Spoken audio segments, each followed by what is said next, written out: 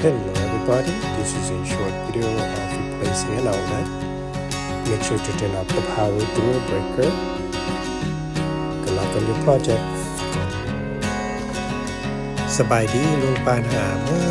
อสุคนเนาะทางไกลเนาะอันนี้แม่น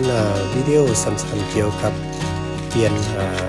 แนวเสียบไฟเนาะว่าตัวเก่ามันจะเริ่มเสียหายก่อนอื่นก็ต้องได้ปิดไฟก่อนแทบเป็นว่ามีฟืนมีไฟหลงเหลือบ่จังเริ่มเฮ็ดเนาะ